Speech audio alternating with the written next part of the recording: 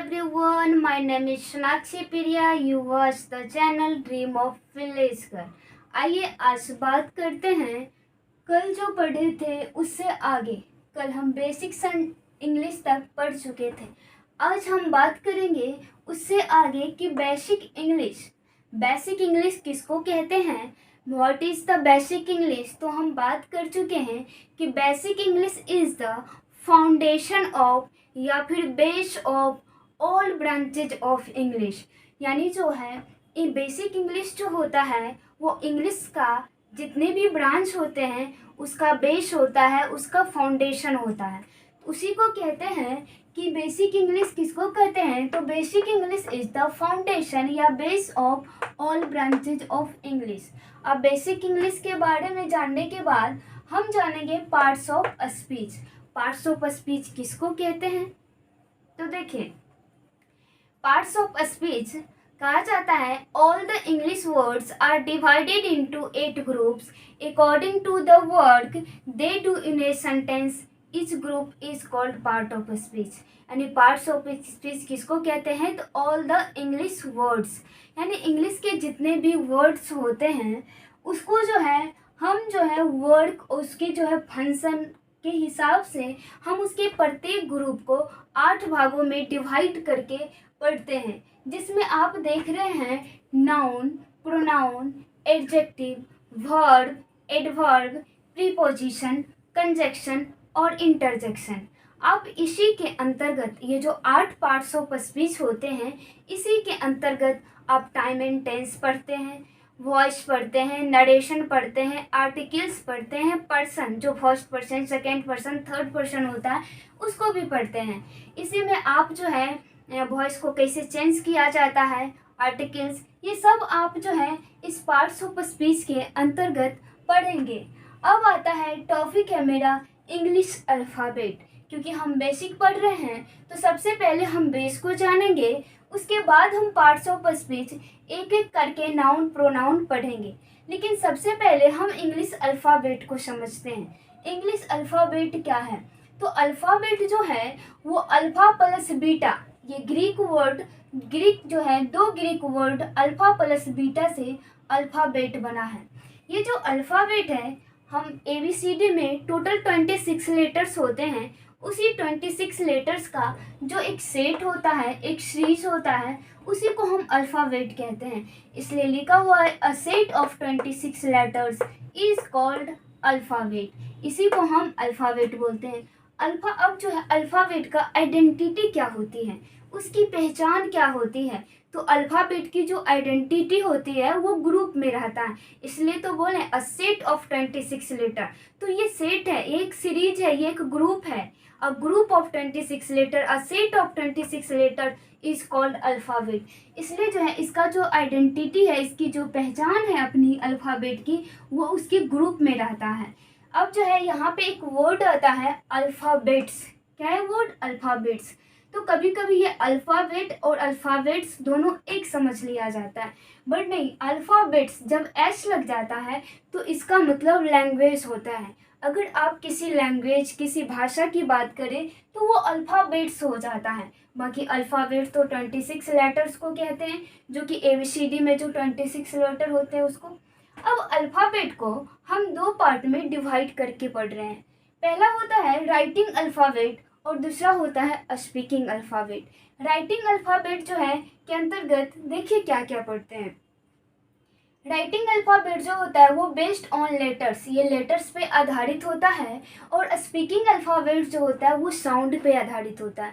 क्योंकि आप जो 26 लेटर ABCD जो पूरा जेड तक जो पढ़ते हैं उसमें अगर साउंड की बात करें तो 44 साउंड्स होता है सिंबल के साथ। इसमें जो है देख सकते हैं कि ये जो है वोवेल साउंड जो है 20 होता है और कॉन्सोनेंट का साउंड 24 होता है। लेकिन उससे पहले हम ये जानते हैं कि हमारा जो A से Z तक 26 लेटर होता है उसी को हम 3 ग्रुप में डिवाइड किए हैं, जिसमें आप देख रहे हैं वोवेल। वोवेल जो होता है A से Z तक में 5 जो है लेटर ऐसा होता है A E I O U, इसे वोवेल कहा जाता है। ये 5 होता है। और कंसोनेंट की बात करें तो ए ई आई ओ यू को छोड़ दीजिए और डब्ल्यू और वाई को भी छोड़ दीजिए, तो 19 जो आपका कंसोनेंट हो जाएगा। और डब्ल्यू और वाई की बात करें तो ये सेमी वोवेल होता है। सेमी का मतलब ही होता है ये हाफ।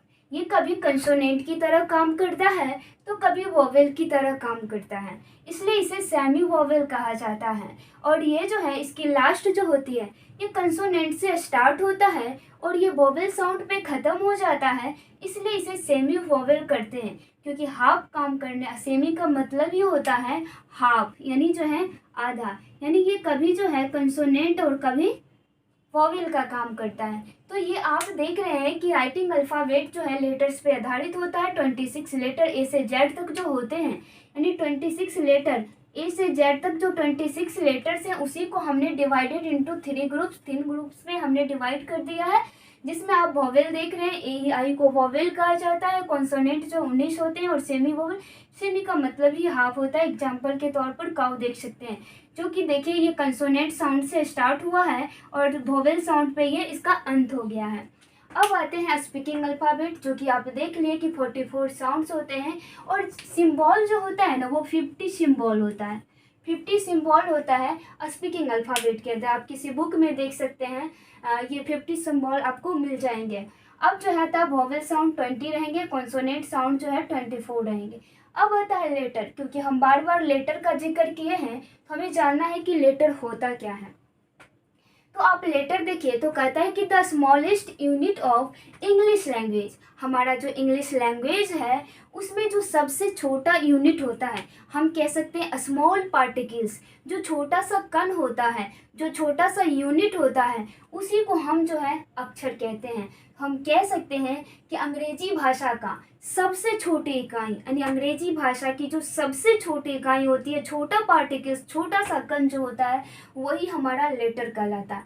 लेटर का काम क्या है, क्योंकि जानना जरूरी है कि लेटर का यूज हम क्या करते हैं लेटर। तो देखिए लेटर का लेकर आप वर्ड का फॉर्मेशन करते हैं, है कि नहीं। देखिए आप जो है 4-5 वर्ड लेटर ले लीजिए, जैसे आप काव, तो आप जो है काव लिए तो काव क्या है, एक वर्ड बन गया, एक वर्ड बना है ना। लेकिन ये लेटर है, ये जो है लेटर है, सी है, लेटर है, ओ सी है। तो हम क्या करते हैं, लेटर का काम ही होता है वर्ड का फॉर्मेशन करना, ये वर्ड बनाने का काम करता है लेटर। लेटर क्या करता है, वर्ड बनाने का काम करता है। दूसरी बात देखिए कि there are 26 letters in English alphabet, जो कि आप पढ़ चुके हैं कि इंग्लिश अल्फ़ाबेट में कितने लेटर्स होते हैं, 26 लेटर्स होते हैं। ये ए से जेड तक जो होता है, ए से जेड तक यही 26 लेटर्स होते हैं। इसको आप डिवाइड कर सकते हैं, जैसे स्मॉल लेटर्स हुआ, कैपिटल लेटर्स हुआ, ब्लॉक फॉर्म में भी होता है। तो ये कैपिटल लेटर जो होता है उसी को हम ब्लॉक फॉर्म होते हैं। आप देखते होइएगा, आप जब किसी चीज़ का फॉर्म फिलअप करते होइएगा तो उस फॉर्म में लिखा हुआ रहता है कैपिटल फॉर्म, कैपिटल लेटर, या फिर कभी कभी ब्लॉक फॉर्म लिखा होता है। तो ब्लॉक फॉर्म का मतलब ये होता है कि आपको जो वो फॉर्म फिलअप करना है वो कैपिटल लेटर में फॉर्म फिलअप करना है, और स्मॉल लेटर होता है। तो ये आप देख लिए। अब एक वर्ड और आता है, ये रहा वर्ड। अब वर्ड किसको कहते हैं, तो वर्ड किसको कहते हैं, तो कह सकते हैं अ ग्रुप ऑफ लेटर्स, क्योंकि हम लेटर के ग्रुप को मिलाए हैं तभी तो वर्ड का फॉर्मेशन हुआ है ना। तो आप वर्ड का डिफिनेशन लिख सकते हैं कि अ group of letters that gives a complete sense is called word. यानी जो है शब्द किसको कहते हैं, वर्ड का मतलब क्या हुआ, शब्द। वर्ड का मतलब क्या हुआ, शब्द। तो शब्द किसको कहते हैं, वर्ड किसको कहते हैं, तो कहता है कि अ group of letters that gives a complete sense is called word. यानी जो है अक्षरों का एक ऐसा समूह जो क्या करता है, पूर्ण अर्थ देता है, उसका एक मीनिंग होता है, उसी को हम वर्ड कहते हैं। तो आप वर्ड का डिफिनेशन लिख लेंगे। उसके बाद देख लीजिए, जैसे हमने लिखा काव, तो काव क्या है, एक लेटर है, और 3 लेटर मिला के हमने एक वर्ड बना दिया काव। काव बनाने के बाद क्या इसका कोई अर्थ है, हाँ इसका अर्थ है, काव का मतलब गाय होता है। वहीं पे हमने जो है लिख दिया पिनेट, क्या इसका कोई मीनिंग होता है, ये भी एक वर्ड है लेकिन इसका मीनिंग नहीं है। तो मीनिंग नहीं है तो ये वर्ड नहीं कहलाएगा, क्योंकि हमने डिफिनेशन देखा कि अ group of letters that gives a complete sense is called word. जब तक उसका कंप्लीट एक पूर्ण अर्थ नहीं देगा, उसका सेंस नहीं देगा, हम उसको वर्ड नहीं बोल सकते हैं। तो इस तरह से आप देख सकते हैं। तो ये देखा जाए तो हमने वर्ड तक डिस्कस कर लिया है। आइए हम दूसरे क्लास में बात करेंगे सेंटेंस। सेंटेंस क्या होता है, सेंटेंस के बारे में बात करेंगे, फिर और आगे बात करेंगे। आप अपना ध्यान रखिए, चलते हैं। Thank you.